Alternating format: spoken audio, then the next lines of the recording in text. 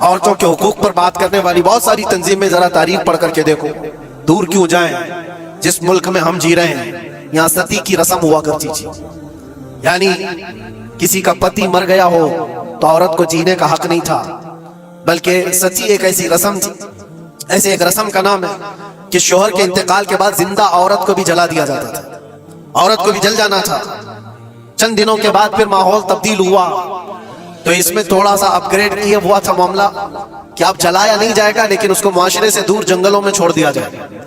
عورت زندہ تو رہے گی لیکن معاشرے میں نہیں رہے گی۔ بیوہ عورت کے لیے معاملات تھے، بیوہ عورت کو اپشگن سمجھا جاتا تھا، وہ آج بھی بہت سارے جاہلوں کے درمیان موجود ہے یہ رسم۔ کوئی بیوہ عورت آئی تو لوگ یہ سمجھنے لگتے ہیں کہ گھر میں اپشگن ہو جائے گا۔ یہ سارے معاملات عورتوں کے حقوق کے سلسلے میں کس نے ختم کیا ہے؟ یہ سارے رسم و رواجات۔ اور یہودیوں کے ہاں کیا تھا، عیسائیوں کے ہاں کیا تھا؟ ان کے ہاں یہ تھا کہ عورت اگر ناپاکی کے دن میں آ جائے، جو اس کے منتھلی پیریڈز کے دن ہوتے ہیں، تو عورتوں کو استبل میں رکھا جاتا تھا جہاں گھوڑے باندھے جاتے تھے، جہاں جانور ہوتے تھے۔ ان کا برتن الگ، ان کا گلاس الگ، ان کا چمچ الگ، ان کے کھانے کی چیزیں الگ ہو جاتی تھی۔ یا عورتوں کے ساتھ معاملات یہود کیا کرتے تھے، یہودی کرتے تھے۔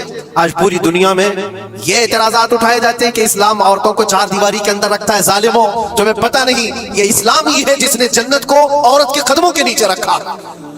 الجنت تحت اقدام الامہات، میرے آقا نے فرمایا ہے لوگوں تمہاری جنت تمہارے ماں کے قدموں کے نیچے۔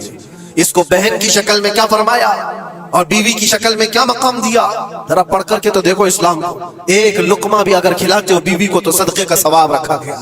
بہن کی دعا بھائی کے حق میں ایسے قبول ہوتی ہے جیسے کوئی خانہ کعبہ کے پاس دعا کر رہا ہو۔